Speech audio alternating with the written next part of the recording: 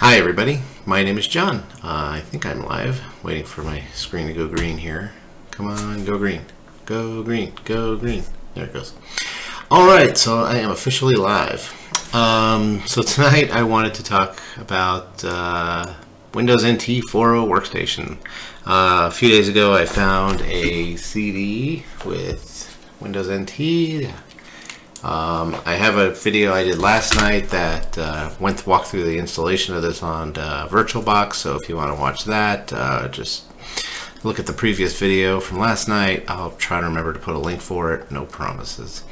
Anyways, the two issues one of the issues I had last night was getting it to try to get a DHCP address from my router, and there were two issues. One, Hyper-V still had the virtual switch on my Windows 10 machine, so I had to delete that, and then and it still wasn't working, but at least I could get on the network. So I ended up setting a static IP address on this. So the other thing I did with this is I changed the screen resolution on the virtual machine to go a little bit bigger, but otherwise those are the only things that I did in between the last videos. I haven't, I mean, I poked around on the machine, but I haven't made any other changes. So without further ado, let's go ahead and log in, and that way we can look.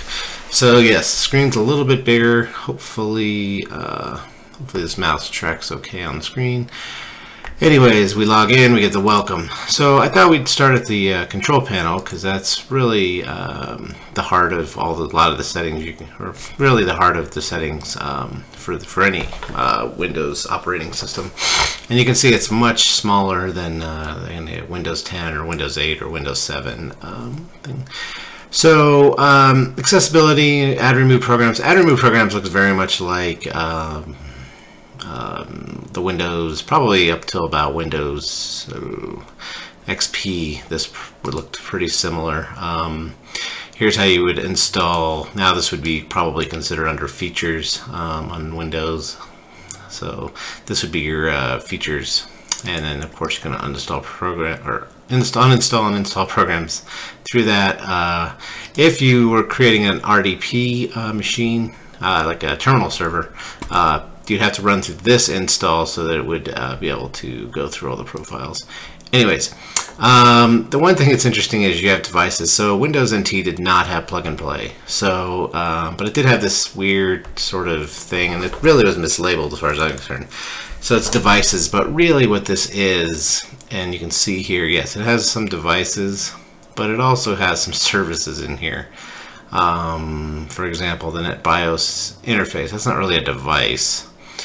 So I think this probably would have been closer to like the serial. I think there's probably something for printing in here. Printing. Anyways, this was more like services, but kind of a bad mix between services and maybe a device manager. It did have a hardware profile, so you could, if you're creating a laptop, have multiple profiles that a user would have to go in and then change. Usually you would just sort of pick something and do it. But yeah, you can see the startup. This looks very much like services. This is not this is not like a device manager at any sort. The display we kind of talked about yesterday. We installed a couple of extra wallpapers. Nice. So you can see, we can say tile or center. If we say tile, so we can play with these a little bit, and you can change them to whatever you want. I don't know, it's pretty ugly. Oops. Coffee bean, what's coffee bean? That's not terrible. But we'll go back to let's try the 50% gray, see if that's better. Yeah, that's not bad. Yeah, because that looks terrible on the thing. Let's do that. So back to there. Anyways, like I said, the screensavers were a big thing back in the 90s. People were very much wanting their, and you can see here, this is actually a screensaver, and this is probably the coolest of all the screensavers. Kind of Doom-ish, where it would run through all these mazes, and if I watch this too long, I will actually get nauseous, so I'm going to stop. But the OpenGL ones were probably the coolest ones. This pipe one was probably another famous, I don't know, famous, but it was a very popular one. And depending on how fast your machine was, it would run super slow and render this, or super fast. This one's running about as fast as it'll go. Oh yeah, and then 3D, and you could actually change this one. You could say subscribe. And say OK. Hopefully I spelled subscribe right, but yeah, you can see it floats around. You could slow it down. So let's see. And let's preview it again.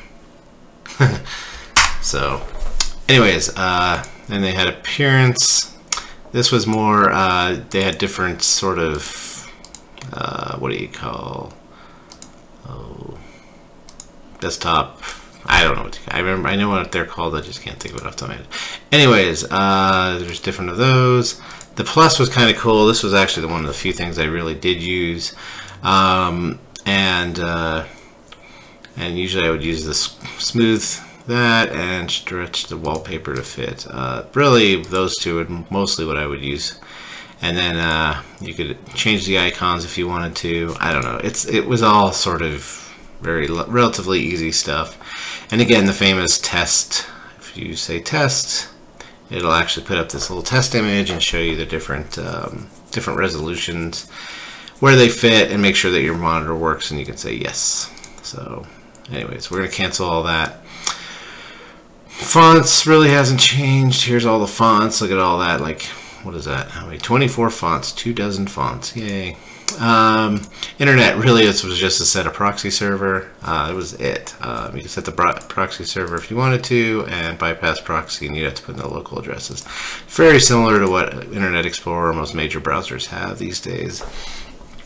Keyboard, modem, who cares, right? Ugh, I don't have a modem installed. This was actually kind of fun. So this is something I think they've gotten rid of, and I always kind of liked this, and so did my customers when I was doing desktop support way back when. But you could double click on this and sort of test the speed. So when you double click on it, it would go, and so you could sort of adjust it. And some people like to click lower or faster, slower. Again, pointers, the motion, in the general. So you know, you could even have it sort of, what is it called, the motion, so you could even snap to default. Yuck. Multimedia. I don't think I actually have a virtual sound card, but this is where you could choose your playback devices. This is sort of similar still to what's out there today. I think the rest of this is probably not. This actually looks pretty similar to what's here today. So it's interesting to see an operating system literally 20 years old, and a lot is the same. The networking is very different, and it's very interesting. So networking, this is actually under, I think, system now. But the computer name, the work group, or you could change the domain. This actually looks pretty similar, except this bottom part here, I was going to point to it, but this bottom part's gone. You just put in the info and then it prompts you for the password, but that's really the big change. They call these services. Yeah, this is services. I don't know.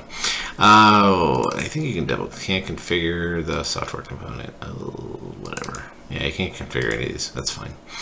Protocols. So this is not that far. So again, I had to statically IP this thing to work. DNS.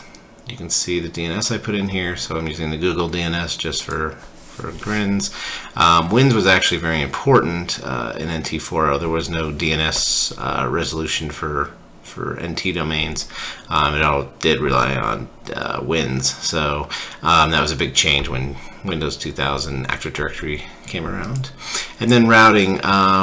You could install this as so back in the late 90s. Not every machine necessarily.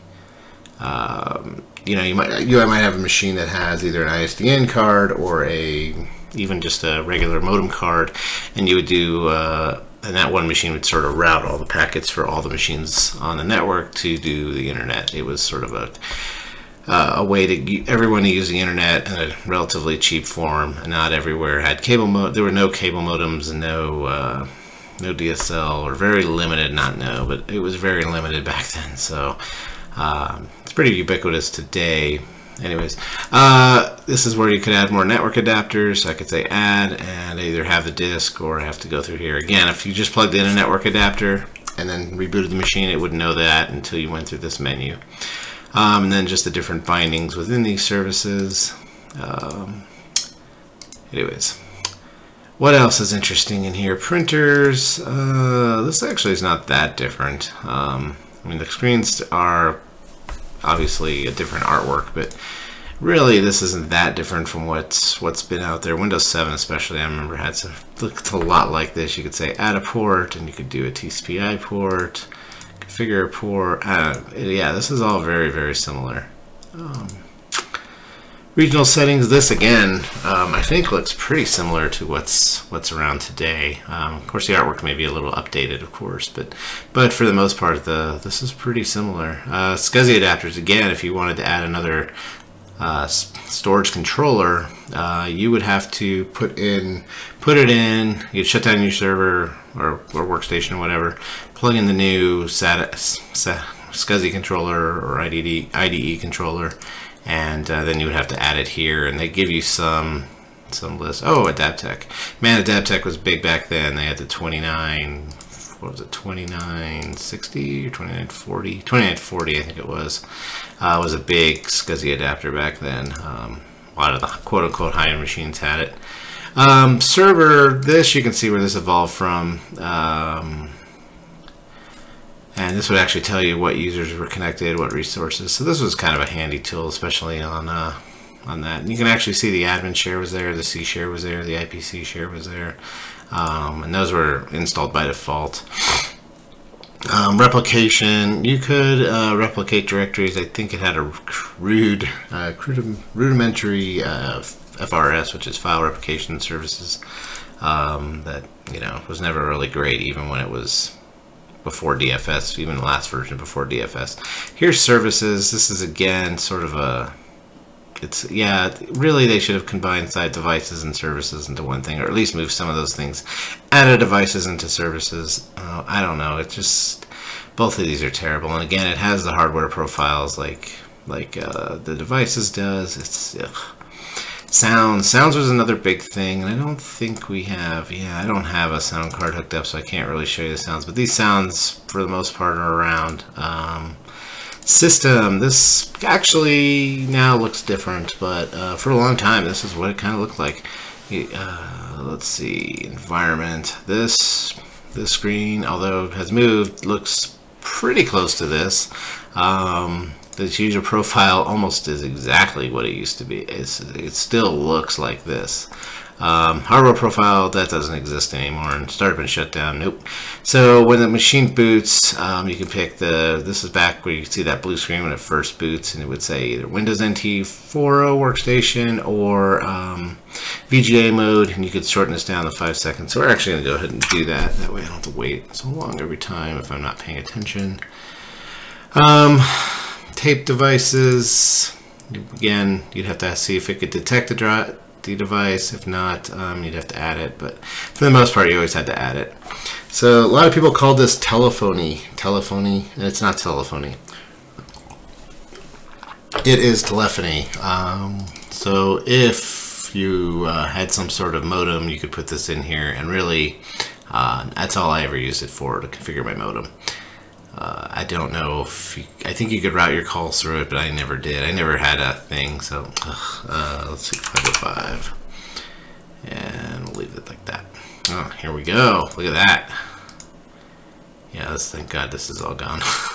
And then UPS, this actually wasn't terrible. It would tell you what COM port the UPS was connected to, and this was actually nice. So you could say low battery and shut down, and execute this script file. It would be a batch file. There was no PowerShell. There was no even visual. I don't even think there was VBScript back then. VBScript I think came out either sometime in the 2000s or maybe 2003. But PowerShell, PowerShell definitely didn't exist, and if VBScript did exist, it was very rudimentary at best. So those are kind of the interesting things on the control panel. So you notice that there's no KMS, there's no Windows activation as we went through those menus. There just isn't. Back then you just put in your key. It was sort of the Hunter system that you didn't use that key 50 times to set up 50 computers. You really could use the same key as many times as you wanted. There really was no control, nothing controlling that. which is why I think Microsoft went to the KMS key management service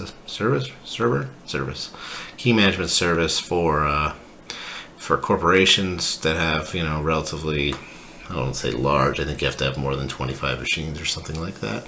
And then of course activation of home machines through their version of KMS, I guess, for the retail version. So on the desktop here, though, we have my computer, which is not really around anymore. This has kind of been replaced with Windows Explorer. It's sort of been a long time coming. I think it was at 8 or 10 that finally sort of killed my computer. Might have even been 7, but regardless, you know, it's a very basic setup. You have your dial-up networking, which I do not want to do that. We have the network neighborhood, so you could actually click in here and see the entire network. Now, if you had a network, you could actually browse it too, but you would double click and make the Microsoft network work group, and it's not started, but you could actually see a list of all the computers in here, and this would actually do just a WINS query and a NetBIOS query. So so it was a pretty noisy protocol to use that. So most people did an inbox. I think I never really used this. I always had either a POP3 client or we had Microsoft Exchange, so we had Outlook 97. Was Outlook 95 around? It was something else, I think, before then. Anyways, I'll come back to IE, the recycle bin. I believe this is where, at least for the NT side of the world, this is the first operating system. I don't believe NT351 had a recycling bin, so once you deleted something on NT351, which is the predecessor to this, then, excuse me, you were screwed. So you at least had the recycle bin here to delete and undelete stuff, and it's really not that different than what used to be. At least the menus. So it's empty, recycle bin, create shortcut. I don't know why you do that. Delete, rename, properties. So there really isn't much here. My briefcase was kind of an interesting concept. You would essentially, what you would do is you could keep documents in sync between two PCs. It was almost like, it's like a really maybe early version of, I don't want to say OneDrive or Dropbox, because those are cloud services. This was like cloud on a floppy or some sort of removable drive. You could actually, you'd have the briefcase on like a floppy drive, and you would put like Word documents or Excel documents or some sort of Office document in here. It could be other documents as well. And you would put them in here, and it would then basically keep those files in sync. It was sort of this sneaker net OneDrive, I guess, is probably the best way to describe it. It was something that didn't last long. I don't think, I want to say 98 or Windows ME was the last time that we ended up seeing that. ME is Millennium, by the way. So IE2, we kind of played with this a little bit yesterday. I was kind of playing with it earlier too, just to kind of see. So one thing you can notice is I actually went to Google earlier, and there's no autocomplete, right? No autocomplete on anything, so you need to know the address every time. So there's Google, awesome. Jeez, this is terrible. I can't do any JavaScript or anything else. The other thing you notice is if I want to open another, I have to set, there's no tabs, right? So if I want another browser, I have to open up another window, which then means I have another window or another thing on the taskbar down here. So that's not cool. So no tabs. The SSL on this I don't think works at all. I didn't try to go to like YouTube. Let's do my site. I'm just curious how it comes up. Nope, doesn't even want to do that. Does Reddit work? Let's see, Reddit work.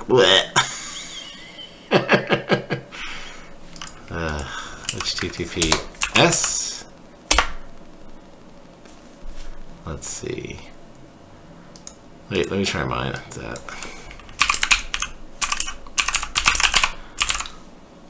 This is like a relatively basic website. I just don't think it can negotiate the certificate. And anyways, you can see there's no autocomplete. There's also nothing in the search, no searching in the search bar. You know, when you these days when you put that search in, if you just type something up in your search bar like new cars, It just wants to take you to HTTP space new cars, which is awesome. Like if you do that in a modern browser, it just takes you right there. So no search bar. I think it does have this search thing, but it's an MSN thing, and of course that doesn't work. We're working. Yeah, I'm sure they're working on it. They're working out to never bring that up again. So that's just a basic overview. A lot of this is the same. I mean, Windows NT was a really pretty solid operating system. I know it gets a lot of flack, but without it, we wouldn't have Windows 2000, Windows XP, Windows Vista 7, 8, 10, blah, blah, blah, and whatever's next. I know they're going to say they're going to keep rolling 10 out forever. I don't necessarily believe that, but we'll see. Oh, the last thing I wanted to show is there is no, and this came, I think even, I don't even think in XP there was this, but when you ran command, it was as you are, so of course, I don't know if who am I runs. Nope, that doesn't even run. But there is like there's no right clicking here and saying run as or run as administrator. So it just runs in the same space that you're using. So oh, and the directories, that's the last thing I want to show. So by default, it gave you these couple of directories, temp, which actually was kind of nice. We still create a temp on all our images for servers. I think that's always been a good practice. Unfortunately, Windows doesn't do that anymore. Program files, which of course is a 32-bit operating system, so you're not going to have the program files 86 or whatever it is, and program files. You're just going to have program files because that's what it is. And then Windows NT directory. This actually, you know, it's not all the same, but you know, you have your system 32, your system, and then oh, the last thing, reg edit. This is actually kind of fun to look at. So again, this interface is not that different. H key, local machine, and we can go to software, and it's, look how tiny this is. It's almost cute. System, current control set. Let's go to, I don't know, services, and really it's relatively short compared to like the ones today are just ridiculously long. And I think control's another one. So you know, this was something. Oh, Windows, let's see. And so there's just a lot of different settings in here. The time, yeah, I think it's there, but I don't think it actually, yeah, it doesn't actually do like an NTP query. So I'm glad it, but I am impressed that it still has the right, is it the right day too? What is today? 12/21. Wow, 12/21, 8/13. Yeah, it's pretty dead on. I mean, I know it's syncing from my machine, so maybe that's why it's got the date right. I'm not sure. Let's see if they both change at the same time. Bloop. Yeah, so I must have gotten it from my machine. Anyways, that's it. That's just a quick overview of Windows NT. You can see, I think somebody had to go back and support this. I feel bad for you, but I think you could get around. There's a lot of frustrations with trying to, if you had to deal with new hardware, yeah, you're going to be pulling your hair out, especially even just trying to find drivers unless somebody's been nice enough to store them somewhere, or I don't know, or you bought drivers that were already built into Windows NT, I guess. Anyways, thanks for watching, guys. This was kind of a fun trip down memory lane, and if you like it, give me a thumbs up and subscribe if you like. Until next time, good night.